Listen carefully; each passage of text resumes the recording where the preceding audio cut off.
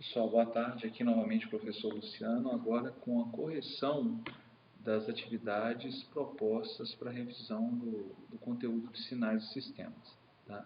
Então nós vamos aí revisar, né, e analisar as 6 questões propostas para o nosso estudo, indicando aí os caminhos e sanando as possíveis dúvidas mais comuns, né, nos tipos de questões que aqui estão presentes. Então, a primeira questão que nós temos aqui, ela diz o seguinte: atualmente, né, a indústria vem investindo no desenvolvimento de tecnologias para minimizar a ocorrência de distorção harmônica na rede elétrica, problema que pode causar sobrecarga no sistema, aumentar a demanda de carga e até mesmo provocar pane na distribuição de energia elétrica. Um filtro passivo composto por resistores, indutores e capacitores pode ser utilizado para eliminar componentes harmônicas indesejadas. A escolha dos parâmetros RLC determina a função de transferência, que é a resposta em frequência do filtro. Uma ferramenta comum na análise de circuitos elétricos é a transformada de Laplace, por meio da qual se pode representar uma entrada arbitrária x de t em termos de componentes exponenciais na forma e elevado a st, em que o parâmetro s é a frequência complexa do domínio e elevado a st. Considere o circuito da figura a seguir, com tensão de entrada igual a e elevado a menos t vezes u de t, sendo u de t uma função da grau unitário. Então, quando a gente lê isso, a gente acha que o negócio é feio, né? Porque na questão cita aqui, por exemplo, a exponencial complexa de e elevada a st, que na verdade é a transformada de Laplace, faz referência ao degrau unitário, né? E você lembra do professor falando, repetindo várias vezes na frente do quadro, degrau unitário, degrau unitário, degrau unitário. Mas para resolver essa questão, você não precisa muito, tá, para obter uma resposta.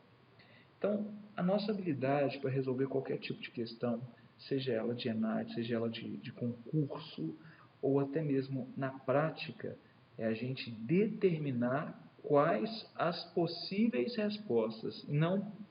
Muitas vezes a gente não precisa determinar a resposta exata, certo? E eu vou explicar o porquê, né, dessa minha indagação. A primeira coisa que a gente vai evidenciar aqui é que nós temos um filtro passivo, tá? Vamos chamar isso aqui de estágio 1 do filtro, tá? Nós temos um estágio aqui que nós temos um capacitor e um resistor, certo? E temos ainda um segundo estágio do filtro nessa parte. Então, o que eu vou propor para vocês, tá? Nós iremos primeiramente analisar essa parcela do filtro do meu circuito e desconsiderar o efeito desse indutor com esse resistor, correto? Então, a tensão nesse nó, eu vou chamá-la de Vx, beleza? Então, se eu fizer um divisor de tensão aqui, rapidamente, olha, eu vou fazer aqui. Você tem que perceber o seguinte, isso aqui não é uma... Existem várias formas de realizar essa questão, só que você precisa fazer da forma mais rápida. Você não pode fazer por malha, por nó, porque você vai tomar muito tempo e vai gastar aí 10 minutos para resolver uma questão que você não tem esse tempo. Então, o divisor de tensão aí, a gente calculando aí Vx, tá? Fazendo o divisor de tensão aí, lembrando que o capacitor é 1 sobre SC, como a nossa capacitância aqui é 1, então vai ficar 1 sobre S, tá vendo? Divisor de tensão, dividido por 1 sobre S, mais a resistência que está em série, que vale 1, que é essa daqui, tá vendo? Vezes quem? Vezes a entrada x de t. Como eu estou falando em frequência, isso é x de S. Beleza? Então, resolvendo isso daqui, eu vou ter, já tirando o mínimo, tá? Simplificando, eu vou ter 1 dividido por S mais 1 vezes Vx. certo? Isso aqui para a gente é quem? Perdão, vezes Vx não, vezes x de S. Isso aí para a gente é o Vx, x de S. Beleza? Agora eu vou fazer um outro movimento, certo? Para resolver essa parcela do circuito. Vou até redesenhá-lo aqui na parte de baixo, para ficar mais fácil da gente entender. Eu vou ter aqui, deixa eu voltar aqui porque eu não lembro. Eu tenho um indutor de 1 ohm. 1 ohm foi foda, né? Um Henry. Eu tenho um Henry aqui em cima e aqui eu vou ter um resistor. Cadê? Eu vou ter um resistor aqui de 2 ohms.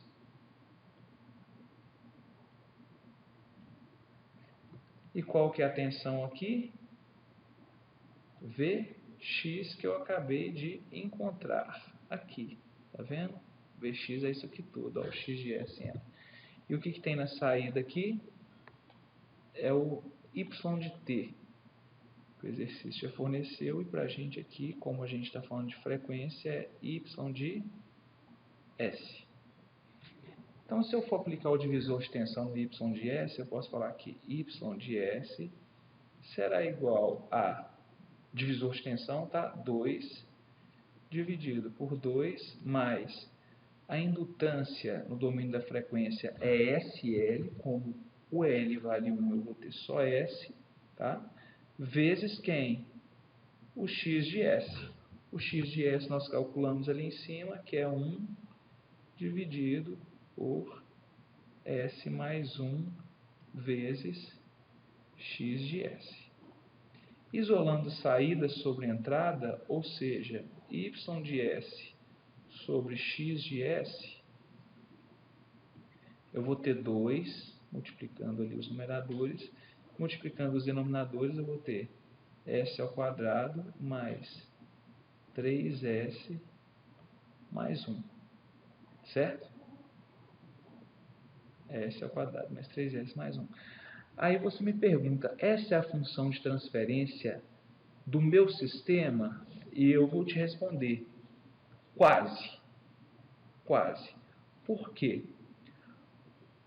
Quando a gente faz um modelamento de um sistema, quando ele está em série, né, que ele está em cascata, a gente parte do pressuposto que, ao conectar um segundo elemento aqui em cascata, esse elemento não resulta em alteração do elemento que está em série. Ou seja, se eu chamar esse cara aqui de, vamos chamar aqui de circuito 1 e esse aqui de circuito 2, tá?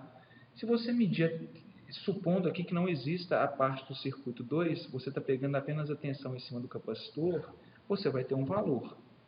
Porém, se você conectar o circuito 2, a tensão do capacitor irá mudar, porque vai existir uma queda de tensão. A corrente que antes vinha toda por esse condutor aqui, ela vai se dividir agora em que parte vai para o circuito 1 e parte para o circuito 2. Então, quando a gente faz essa conexão, o ganho entre os estágios já não é unitário, você afeta o estágio anterior, certo? E a única diferença que existe dessa função de transferência aqui para a função de transferência correta é que eu terei, nesse caso aqui, um ganho K, né, que, se eu quiser ser mais preciso, eu preciso calcular. Porque essa tensão aqui, esse resultado vai ser menor do que o correto, maior do que o correto, né? Porque eu estou desconsiderando a queda no circuito 1. Mas, para encontrar a resposta já é suficiente, porque vamos verificar aqui, olha, a única opção em que eu tenho isso aqui, ó, S ao quadrado mais 3S mais, tá vendo esse 3 aqui? É justamente o que iria alterar uma função de transferência da outra. Então, a gente consegue, assim, comparando, chegar ao resultado. Outro indicativo também que a gente tem é que nós temos aqui uma função de transferência com dois elementos armazenadores de energia, que é o indutor e o capacitor. Então, fatalmente, teremos aí uma função de segunda ordem. Na primeira alternativa, nós temos uma função de segunda ordem. Na segunda, temos uma de segunda ordem. Na terceira, nós temos uma de terceira ordem, que precisaria de 3 elementos armazenadores de energia. E na quarta, terceira ordem também. Então, de cara, a gente já fica entre a alternativa 1 e 2. Pessoal, só uma correção aqui. Na verdade, na hora de fazer isso aqui, eu me equivoquei. Na verdade, aqui vai ficar S ao quadrado mais 3S mais 2. Tá? 3S mais 2.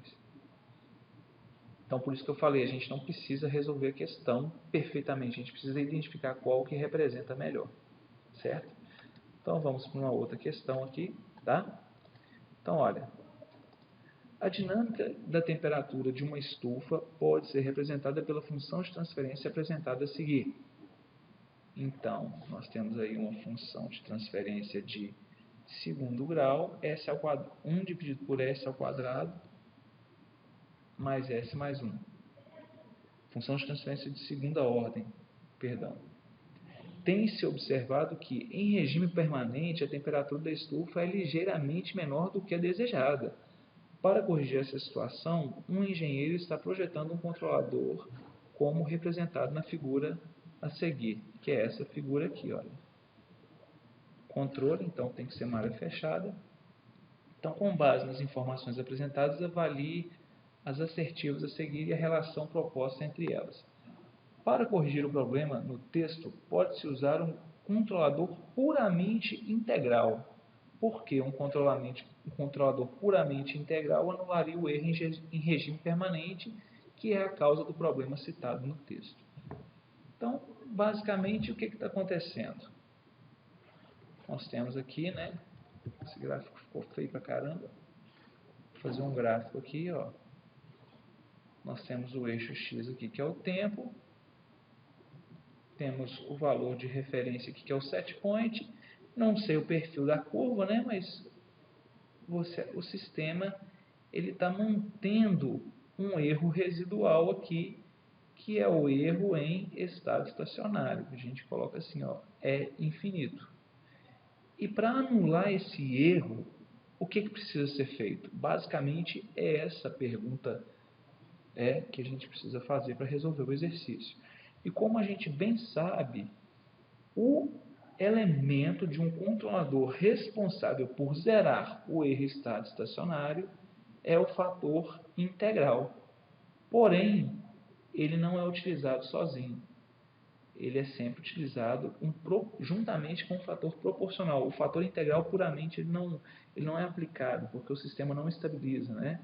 Você deixa seu sistema tendendo à instabilidade. Isso a gente pode verificar com a análise dos polos que são acrescentados no sistema. Se a gente coloca um fator puramente integral, a gente está colocando um polo lá na origem, que faz com que o nosso sistema tenda a uma instabilidade marginal, ou estabilidade marginal. Então, vamos ver. Para corrigir o problema, pode-se utilizar um controlador puramente integral. Isso aqui está errado, tá? É falso. Porque um controlador puramente integral anularia o erro permanente, que é a causa do problema citado no texto.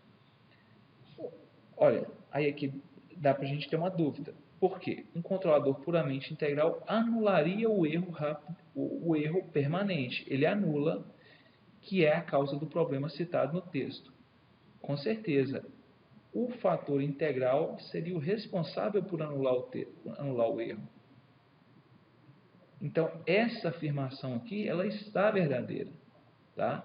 Não está falando que ele sozinho é aplicado, né? Mas o fator integral que é o responsável por anular o erro. Então, a alternativa correta seria essa daqui, né? Que já está marcada. Aqui, ó.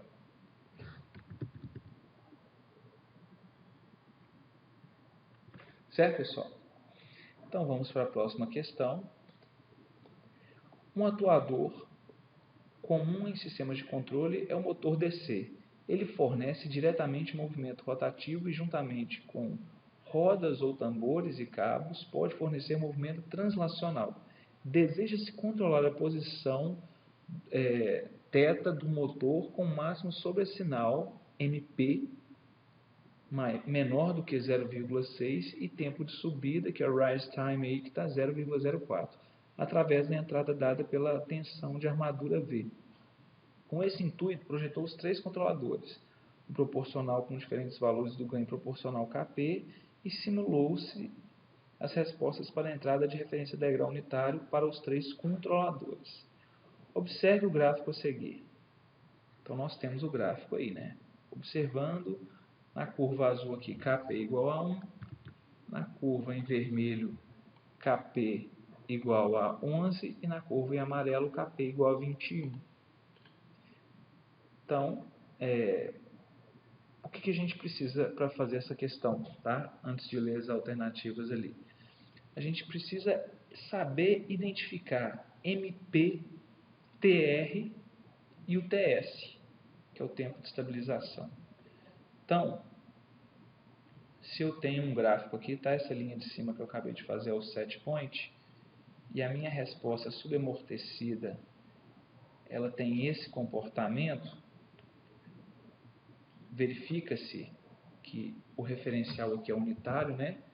Então, essa distância daqui até aqui é o meu MP. O tempo que eu estou aqui marcando para vocês aqui, olha, em que ele alcança o máximo sobre sinal, é o meu tempo de pico, que é o TP. Esse valor aqui, em que ele cruza a referência pela primeira vez, é o meu tempo de subida, aproximadamente. TR, rise, certo? E o tempo de estabilização é quando essas oscilações aqui, elas atingem uma amplitude de mais ou menos 2% do valor final, ou seja, 1,02 ou 0,98. Então, isso aqui é o T, isso aqui é o TS. Beleza? Então, ótimo. Então, vamos lá. A curva com melhor resposta, de acordo com o gráfico, é o controlador com ganho proporcional K igual a 11, que é essa daqui, ó, K igual a 11 é a curva em vermelho. Para saber se ela é melhor, a gente precisa verificar os critérios que devem ser atendidos, que é TR igual a 0,04 e MP igual a 0,06, tá?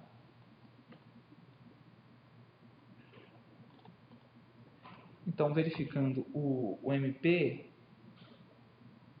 olha só, o MP aqui está mais ou menos 1,5.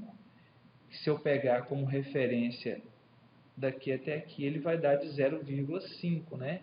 Então, realmente, está menor do que o especificado, então está dentro ali do que se espera de resposta do sistema. Então, a alternativa Tá, vamos analisar as outras também, né? Porque aqui fala que com melhor resposta é Kp igual a 11. Mas para saber se é melhor, a gente tem que avaliar as outras. Com Kp igual a 21,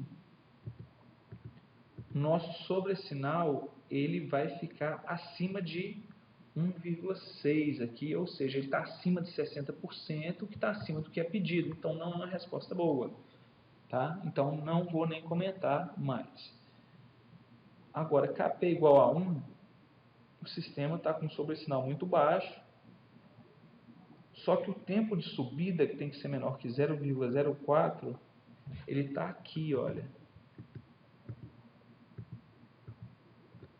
O tempo de subida está um pouquinho, ligeiramente à frente aqui. Ligeiramente não, está bem à frente de 0,04. Então, Kp igual a 1 também não atende aí.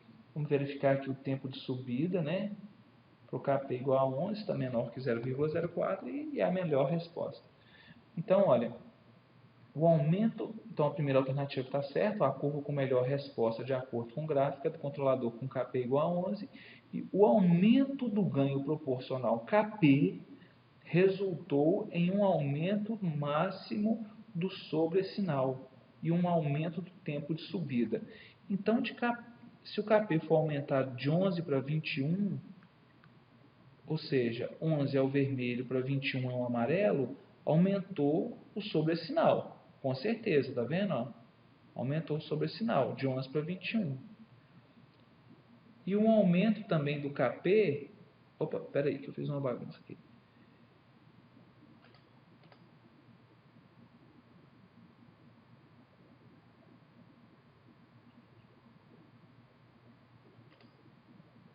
E um aumento do Kp...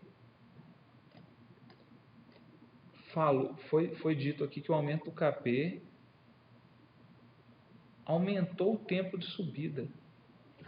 Se você pegar aqui, olha, o tempo de subida para Kp igual a 21, que é esse daqui, ó, foi menor do que para Kp igual a 11.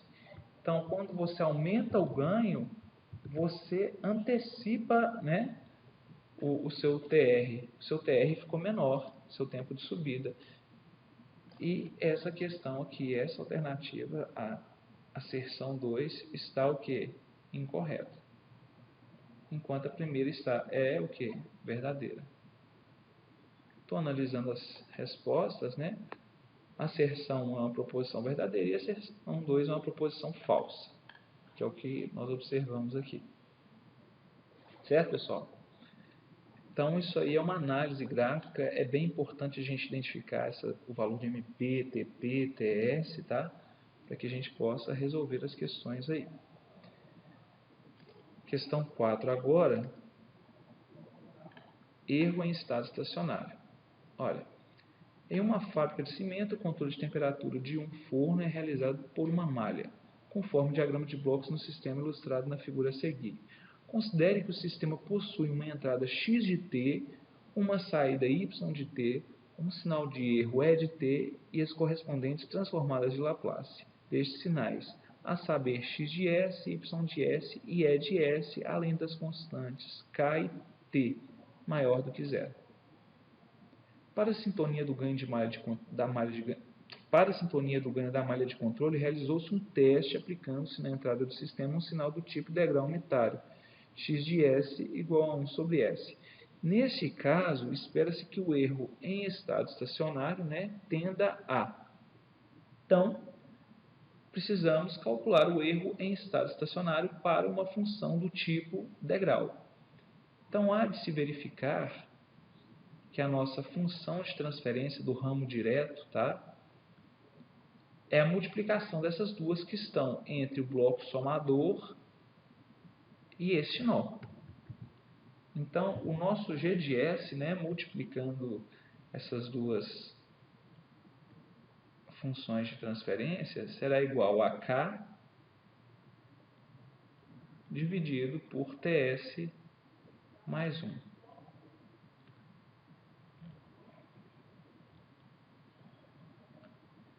O erro em estado estacionário, tá? Para uma entrada do tipo degrau, isso a gente precisa saber, foi o que eu comentei com vocês na aula, ele é 1 dividido por 1 mais Kp, sendo que o Kp é igual ao limite de G de S com S tendendo a zero. Certo? Vou continuar do lado de cá. Ó. Então, Kp é igual ao limite de K dividido por Ts mais 1 com S tendendo a zero. Com S tendendo a zero, o meu Kp, né, se essa parte aqui da equação zerar, meu Kp será igual a K. Correto? Então, agora, desta equação, eu tenho que o erro em estado estacionário será 1 dividido por 1 mais K. Kp é igual a K, então está pronto.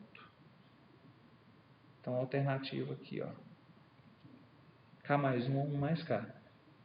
Tá?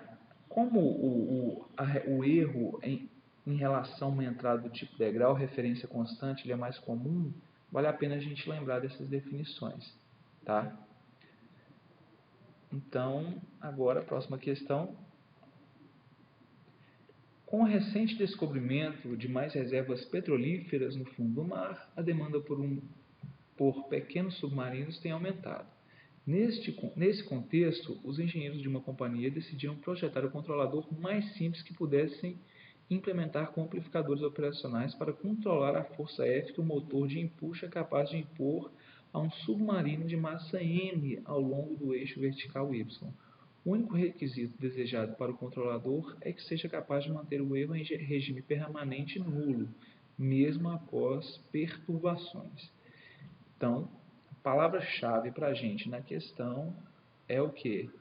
O único requisito desejado é que seja capaz de manter o erro em regime permanente nulo. Então, de cara, é um controlador o quê? PI, tá? PI, o básico é o PI. Admita que a função de transferência adotada para o sistema de controle do submarino é a descrita a seguir, em que C é a viscosidade da água. Considerando ainda a disponibilidade de sensores para medir a profundidade do fundo do mar, os engenheiros tiveram sucesso usando um controlador do tipo.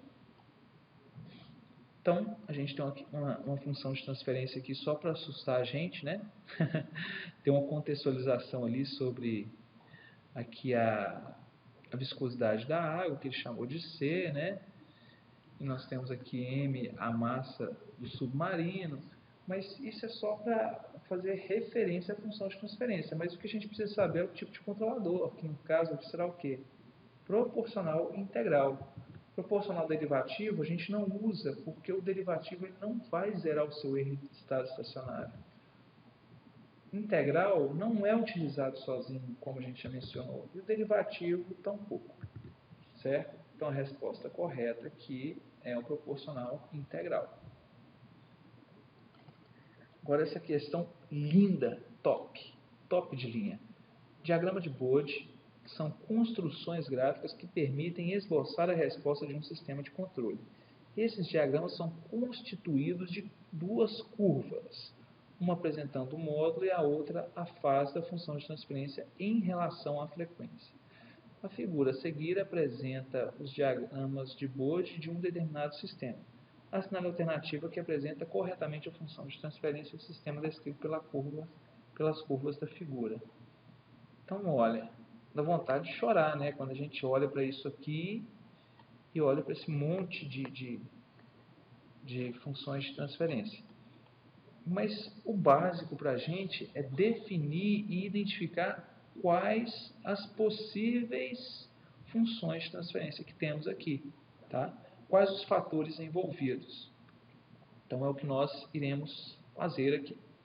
Então, olha, G de S, que seria a função de transferência, é igual. A gente não precisa analisar a curva de fase, tá? A gente consegue fazer toda essa análise apenas pela curva de módulo, supondo aí uma função de transferência de fase não mínima. Eu não acredito que eles em concurso irão tratar de outra forma, tá? Porque até mais a gente não consegue fazer de forma analítica. Então, o que acontece? Qual tipo de pressupondo aqui sempre a existência de um ganho, tá? Vou chamar K, é um ganho, vezes os fatores que aqui estão envolvidos. O fator que faz a minha função, o meu gráfico, começar subindo é qual? Vocês estão lembrados? É o fator derivativo, tá? Derivativo é o quê? S. Começou subindo é fator derivativo, então tem um S multiplicando, tá? A gente só precisa ter atenção para conferir se é 20 dB por década, né? Então, se a gente marcar aqui a primeira década melhor, 10 aqui elevado a menos 1, a próxima década aqui é 10 elevado a 0.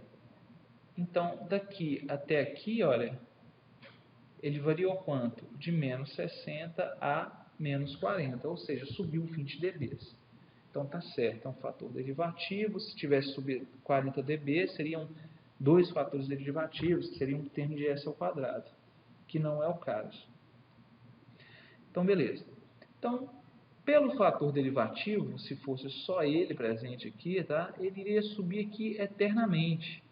Porém, existe algum outro fator, tá? Que começou aqui em 0 dB, ou seja lá onde for. Estou fazendo aqui nessa posição aqui em 20, tá? Mas eu não consigo identificar o valor que vai iniciar aqui por enquanto. Eu só vou analisar o comportamento. Eu tenho algum fator que veio aqui constante e chegou nesse ponto, mandou o meu diagrama cair 20 dB por década, que ao se somar com os 20 do fator derivativo e os 20 com esse fator decrescente aqui, ó, que fez com que o meu gráfico caísse 20 dB por década, resultou em um valor o quê? Nulo aqui no meio. E o fator que tem essa característica de resposta que eu fiz em verde, ó, é o fator o quê? De primeira ordem. E a minha frequência de corte é aproximadamente aqui, ó 10, a frequência de corte é 10 a menos 1, tá? Eu vou chamar isso aqui de ômega C1. E o inverso disso, né, vai ser 1 sobre T1. Então, eu tenho um fator derivativo aqui, olha. 1 sobre ST1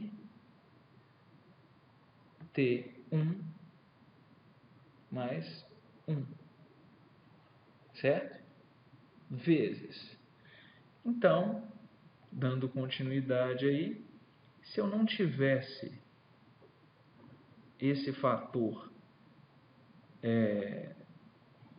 não tivesse mais nenhum fator, a minha curva resultante seria essa daqui, ó. Eu ia subir, tá? Ia subir, chegou aqui, eu ia continuar reto para sempre.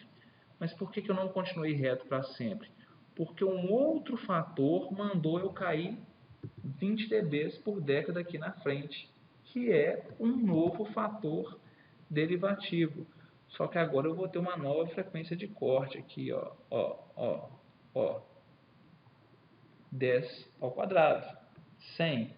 Então eu vou chamar isso aqui de ômega C2, que é igual a 1 sobre T2. Tá? Isso aqui é um T. Então ficou 1 sobre ST2 mais 1.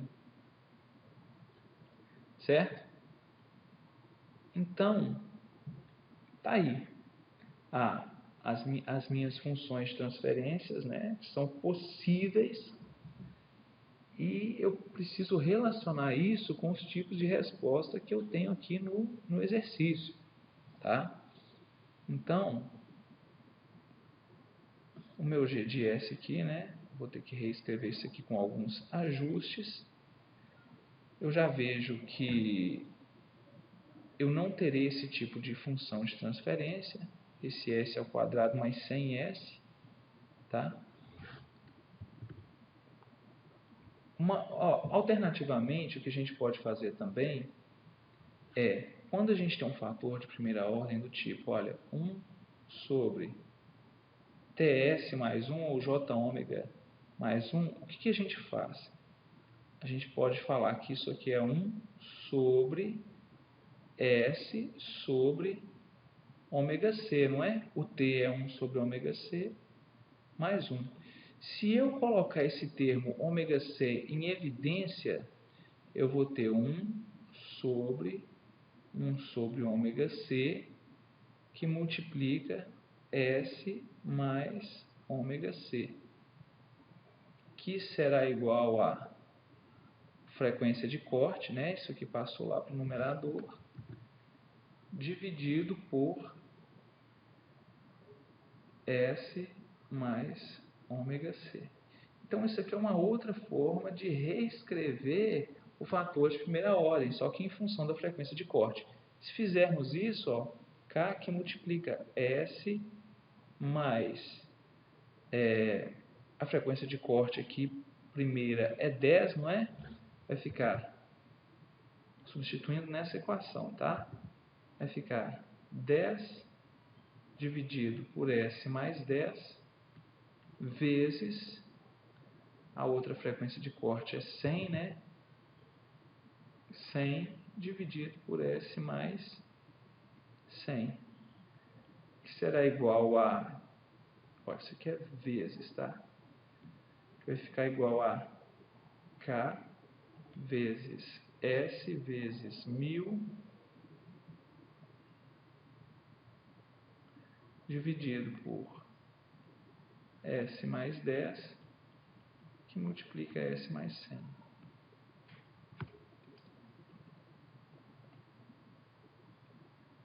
Que qual que é a possibilidade, olhando para esse denominador aqui, olha, qual que é a possibilidade de resposta? Exatamente essa daqui. Tá vendo? É uma forma muito comum representar o fator de primeira ordem em termos de frequência de corte desse jeito, tá? Então, para esse tipo de questão, ele fica bem mais simples. Se tivermos também aquele fator de primeira ordem tal S mais 1 numerador, que isso aqui é a mesma coisa de frequência de corte, desculpa, S sobre frequência de corte mais 1, que vai ser igual a 1 sobre frequência de corte, que multiplica S mais a frequência de corte. Isso aqui também é a equivalência do fator de primeira ordem, né, daquele outro tipo, em termos de frequência de corte. Certo, pessoal? Então, estão aí as questões analisadas e caso vocês tenham alguma dúvida, eu estou à disposição. Podem comentar aí, mandem mensagem e um abraço. Sucesso pra gente!